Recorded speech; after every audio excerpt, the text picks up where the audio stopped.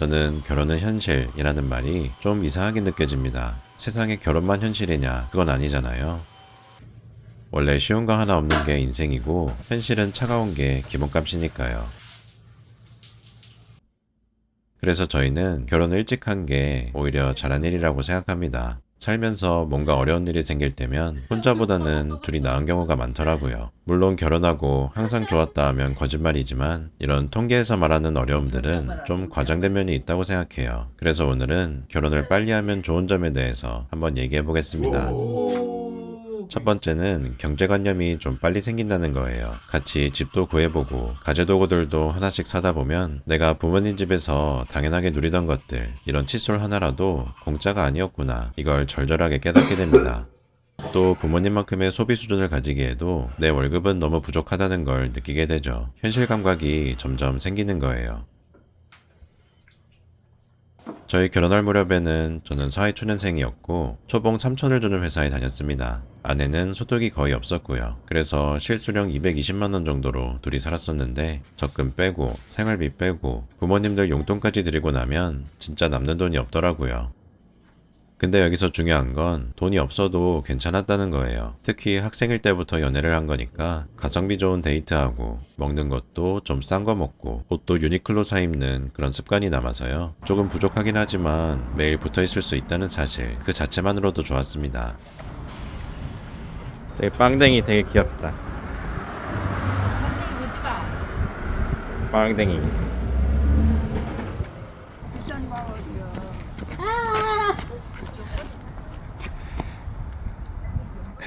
하지 마. 바지가 좀 작은 것 같아. 아니야. 바지 작은 거 아니야? 바지 커. 바지 작은 것 같은데. 바지가 크다고. 바지가 작은 것 같은데. 만약 부모님이 여유로운 집이라서 집도, 차도, 생활비도 지원해주는 분들하고는 다른 얘기겠지만 가난한 결혼이라는 것도 젊을 때만 할 수 있는 그런 풋풋한 일들 중 하나가 아닌가 싶기도 해요. 저희는 그렇게 바닥부터 시작해서 차곡차곡 돈을 모으고 있습니다.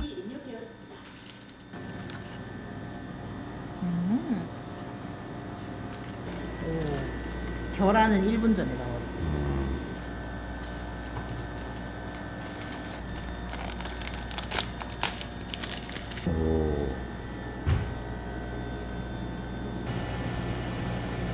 그런데 이렇게 얘기하는 분들도 계실 거예요. 집은 어떻게 하냐? 직장이 대부분 서울 경기권에 있는데 외곽 쪽 아파트도 몇 억씩 하는 걸 금수저 아니면 어떻게 사냐?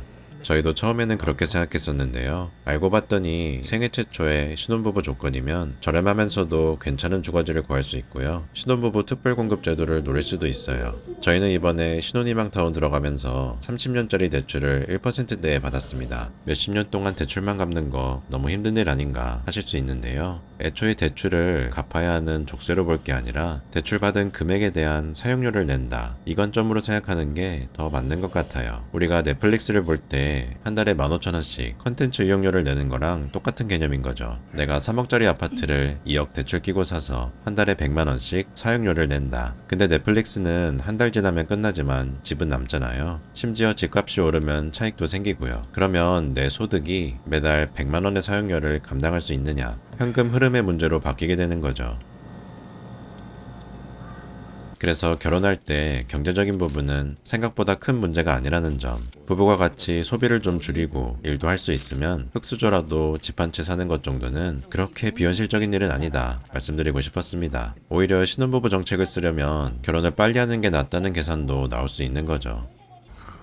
사실 저희도 이제 막 1주택이 된 입장이고 차도 없는 뚜벅이에 오마카세 같은 것도 못 먹어봤고요. 배달 초밥 정도로 만족하는 그지 깽깽이입니다. 하지만 언젠간 더 여유가 생길 거예요. 오마카세 편하게 먹는 날 오겠죠. 그렇게 믿고 살고 있습니다. 일찍 결혼하면 이렇게 하나씩 레벨업하는 재미, 더 나은 미래를 기다리는 재미도 있는 것 같습니다.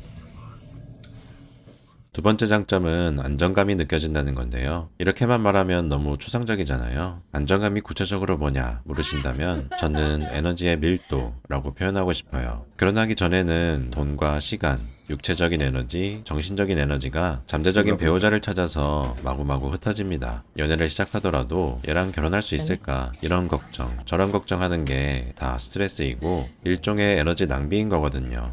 근데 결혼하고 나면 모든 에너지가 딱 한 사람 혹은 가족에 집중되고 다른 일에 신경 쓸 필요가 없는 상태가 돼요. 그리고 내 에너지를 보다 집중해서 필요한 일에 효율적으로 쓸 수 있게 되죠. 그게 안정감입니다. 이걸 신경과학의 관점에서 보면 사랑의 각 단계별로 작용하는 호르몬이 다르다고 해요. 첫 만남에는 도파민이 마구 나오다가 흔히 콩깍지 씌었다 할 때는 페니레타라민이 나오다가 결혼하고 애를 낳아야 하는 시점이 되면 여성의 경우에는 옥시토신, 남성의 경우에는 바소프레신이라는 호르몬 수치가 올라간다고 합니다. 둘 다 관계 혹은 유대감과 관련된 호르몬으로 알려져 있고 가족을 돌보는데 중요한 역할을 한다고 해요. 그래서 사랑이 어떤 단편적인 게 아니라 시간의 흐름에 따라 변화하는 모든 과정을 포괄적으로 말하는 거라고 볼 수 있는 거죠. 참고로 뇌에서 이런 메커니즘이 고장난 사람들이 계속 바람을 피게 된다고 합니다. 도파민의 단계에서 멈춰있는 사람들인 거죠. 어찌 보면 장애가 있는 거고 평생 가족이 주는 안정감을 못 느낄 테니까 불쌍한 면도 있는 건데요. 그렇다고 행동이 정당화되진 않잖아요. 바람 피는 사람은 못 고치니까 애초에 안 엮이는 게 제일 좋습니다. 아무튼 이런 호르몬 사이클에서 벗어날 수 없다는 게 인간이라는 동물의 숙명이라면 결혼은 빨리 할수록 좋다. 빨리 옥시토신 상태로 가서 안정된 삶을 추구하는 게 낫다고 생각합니다. 가자 집에 가자. 세 번째는 경험에 격차가 생긴다는 거예요. 나이는 어려도 결혼하면 어른이라는 게 그냥 나온 말은 아니거든요. 세상의 대부분의 일이 그렇듯이 아무것도 안 하는 것보다는 책이라도 읽는 게 낫고 책만 읽는 것보다는 직접 경험하는 게 낫습니다. 특히 결혼같이 수많은 판타지가 있고 이해관계가 난무하는 분야라면 더 빨리 경험해야 한다고 생각해요. 매도 먼저 맞는 게 낫다 이런 거죠.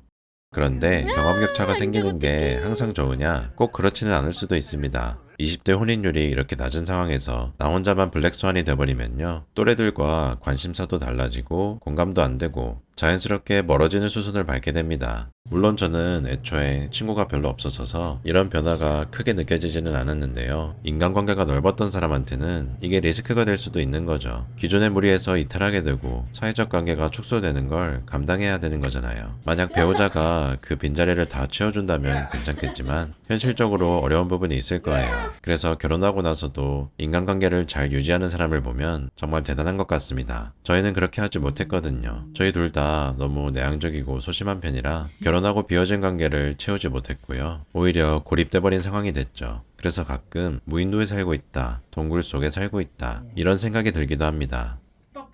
그렇다고 일찍 결혼한 걸 후회하냐고 하면 그렇지는 않아요. 저희의 어리숙했던 과거의 모습을 돌이켜보면 조금씩이지만 성장하는 것 같거든요. 이 사람을 보고 있으면 저의 가장 친한 친구이기도 하고 연인이자 스승이고 때로는 좀 답답하고 모자란 반면교사가 되기도 하는 이 한 명과의 역학이 얼마나 소중한 건지를 깨닫고 나니까 어설픈 인간관계 100명 1000명보다 결혼 한번 해보는 게 낫다 이렇게 생각하게 됐습니다. 그런데 딱 한 가지 저희도 아직 못 해본 게 있어요. 애를 낳고 길러보는 양육 경험이죠. 이것도 인생에서 꼭 해보면 좋은 일이라고 생각하는데요. 문제는 결혼은 실패하면 이혼하는 걸로 끝나지만 양육은 실패하면 아이의 인생에 돌이킬 수 없는 영향을 주잖아요. 그래서 결혼을 빨리 할 수는 있어도 이세를 고민하기까지는 시간이 많이 필요하고 준비해야 할 것도 많았던 것 같아요.